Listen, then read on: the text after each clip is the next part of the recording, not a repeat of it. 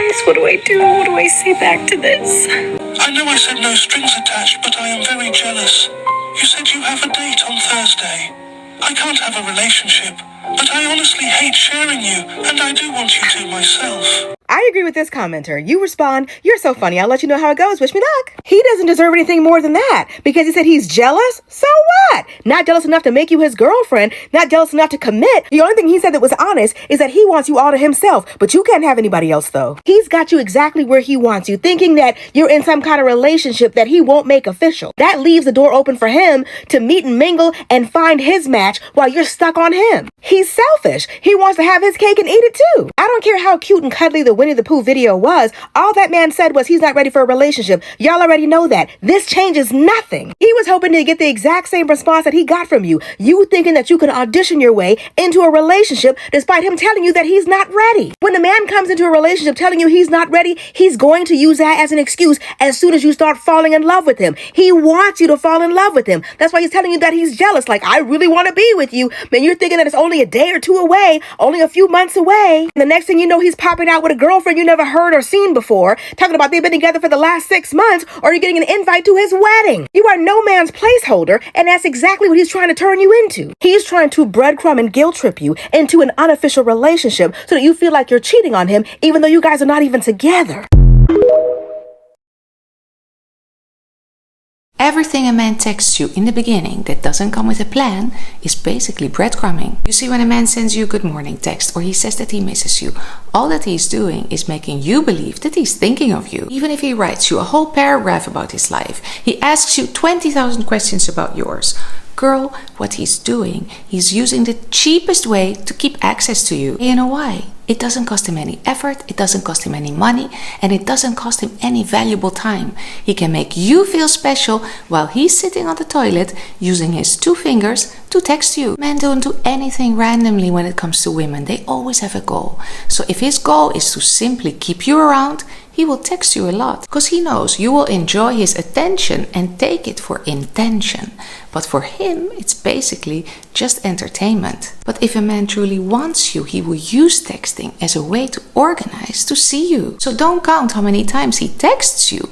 Only count how many times he goes through the trouble to date you. Breadcrumbing is when someone has no intentions of taking you serious or to give you anything real, but they keep you around by giving you sporadic communication, just enough to keep you hooked and interested. They won't talk to you for extended periods of time, but they'll talk to you just enough to get your validation and your attention because it makes them feel good about themselves. And I'll provide a metaphor to more profoundly illustrate how breadcrumbing works. Have you ever fed pigeons at a park? Normally what you do is you give them the breadcrumbs. You don't leave the entire loaf of bread there. You breadcrumb them here, you breadcrumb them there, giving them a little bit but not enough to where they don't come back to you for more breadcrumbs. You take a chunk of piece off the bread and you break it into little crumbs, and as you're feeding them the breadcrumbs, you're backing up, you're walking back, and what are they doing? They're coming after you, they're chasing you for more breadcrumbs. That is exactly the same thing that happens when someone is breadcrumbing you. They'll give you a little bit of attention here, a little bit of attention there, and then they start pulling back because they know that that little bit of attention that they gave you is enough to keep you chasing them. If you give those pigeons the entire loaf, what's going to happen? They're no longer going to chase you because you've given them exactly what it is that they needed. Similarly, when someone gives you full commitment, no chase anymore because they're giving you exactly what it is that you needed. Commitment, constant communication, consistency, etc. And the most interesting thing about this all is that the breadcrumber and the breadcrumbee are both people who suffer from low self-esteem. The breadcrumber knows exactly who to target to get validation from them. A person with low self-esteem who's usually willing to give them the attention, energy, time, and the validation. People who breadcrumb are not dumb. They know that when a person has low self-esteem, all that's required is a little bit of attention, a little bit of validation, and a little bit of effort to keep them coming right back to where it is that they want them. A breadcrumber will always use you to elevate their own self-esteem because they're inconsiderate and selfish. You're not a bird. Why are you accepting these breadcrumbs?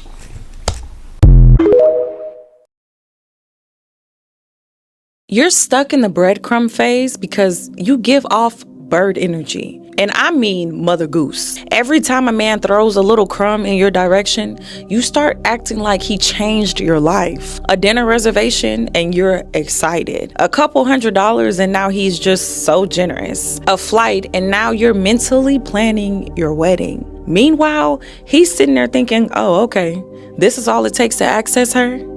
And this is why you have to stop emotionally rewarding men for entry-level behavior. You say you want luxury treatment, but you react to basic consideration like it's a once-in-a-lifetime experience. People can tell the difference between a woman who is familiar with nice experiences and a woman who is emotionally overwhelmed by access. And that's why some women stay trapped in these little half relationships where the man does just enough to keep her interested because he already figured out the emotional exchange rate. And once somebody realizes that, why in the world would he increase the budget? Sometimes breadcrumbs are not about what a man can afford. They're about what he realizes would impress you. Coercive control and breadcrumbing. I've had quite a few people reach out to me, ask me about breadcrumbing, so I'm just going to give you a quick rundown on it. It's a term you might have heard, but it's much more than being inconsistent. When we look at it through the lens of coercive control, it is a deliberate, tactical method of keeping someone emotionally tethered to a relationship that's not actually meeting your needs. So think about it as giving someone just enough crumbs, right? So it's a text, it's a compliment, it's a fleeting moment of intimacy, it's a little gift, it's a promise of a better future, and it keeps you from leaving. But it never becomes an actual enough substance of a healthy relationship to make you feel secure. It's incredibly difficult to spot because it relies on your own hope. You are not getting the consistency you deserve, but just as you decide to pull away, the crumbs appear. The brain is wired to respond to this pattern. Again, it's intermittent reinforcement. Because the rewards are unpredictable, your brain actually becomes more attached to the source of the crumbs, not less attached. So when you combine breadcrumbing with the other dynamics we discussed, like shifting goalposts or isolation, it creates a paralyzing environment.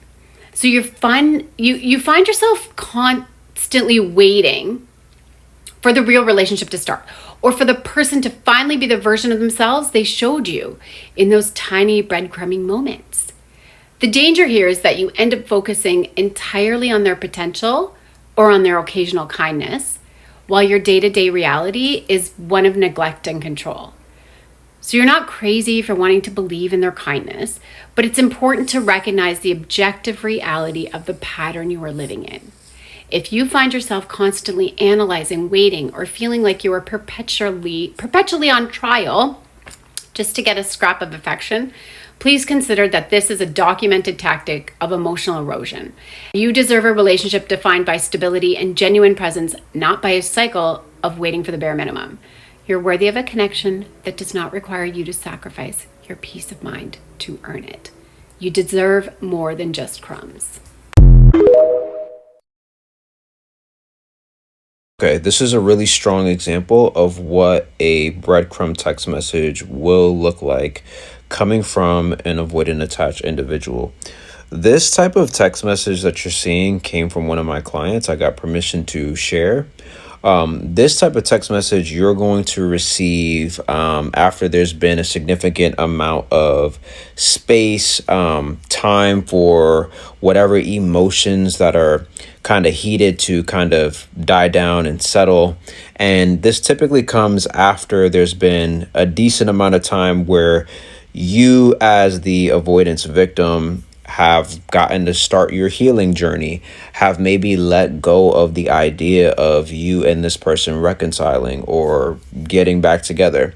And so to maintain relevance, this is typically going to be like behavior of a fearful avoidant, not so much dismissive, although if a dismissive person is primarily a dismissive avoidant but leans fearful, they may be able to dabble and do things like this too. It all depends on people's circumstances and emotional motives or even manipulative motives. So this is typically going to be what this text kind of looks like. Okay, so Chris here, the avoidant, and I don't know why my client has this many text messages, 13,000, 14,000 text messages, but nonetheless, let's focus. So Chris here, the avoidant. Hey, what are you up to? right? My client responds and says, not much, just at home. Now, not much, just at home. What do you think she wants, right? Not much, just at home. Woe is me. Not doing anything. Haven't left my bed since we broke up. This is clearly an invitation for Chris to try to link up with her, to try to make her feel better, to try to bust a move. Okay, Chris is smart enough to take advantage of this opportunity. So he goes, okay, just wanted to talk to you. She says, I've been really wanting to talk to you too. Duh, because she's been broken up with. And the only reason why she's not really talking to him that much is because why? Because she was broken up with. She's trying to play it cool, act indifferent, like most people who have been broken up with. She is trying to play it safe. She's trying to give him his space to miss her again. So I've been wanting to talk to you too, she says. Okay, well, if you like, we can see each other today. So Chris is initiating seeing her. Now, you could imagine at this point in the conversation where Chris is initiating trying to see her, obviously, if you are someone who's anxiously attached, or even if you're securely attached, okay? It's not only anxious people. If you're securely attached at this moment after you've been discarded for however long, let's say you've been discarded for 6 months, this right here is a breakthrough moment in your eyes. You're thinking to yourself, okay, like now's my chance. This is our opportunity to reconcile. Boom, you're excited. You're starting to clean up your room. You're starting to shave down there. You're starting to take a shower. You're going to do your hair. You're going to do everything as best as you can. You know, you're excited. And then look what happens. If you'd like, we could see each other today. Okay, that's fine. And then boom, he ghosts. Now, what my client did wrong here was double text. We don't double text, okay?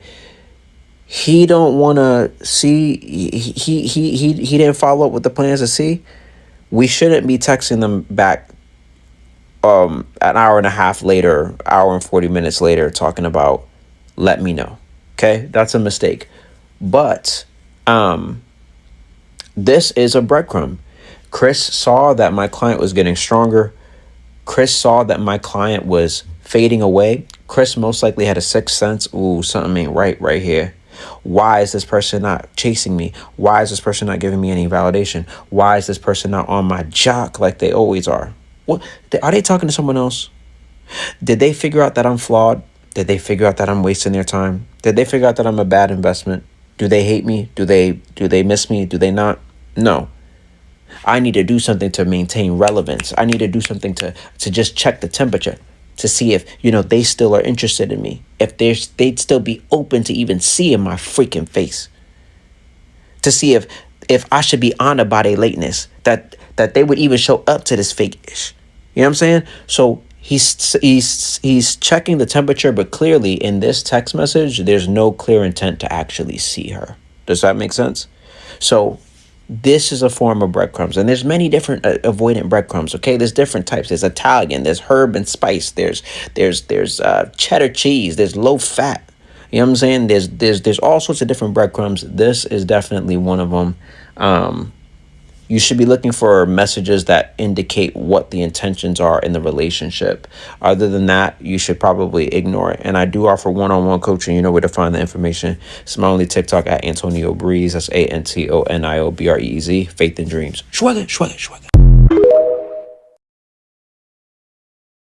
Why do some people give you just enough to keep you around? Because they're breadcrumbing you, but they don't actually want you. They don't value you. They don't love you. They don't cherish you, but they know your ass is valuable.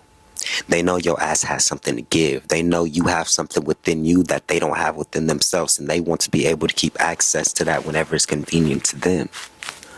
That is manipulation. That is control. That is called breadcrumbing. That's called, bitch, stay right there till I'm ready. That's not no healthy shit. That's very toxic. That's toxic. That's called breadcrumbing.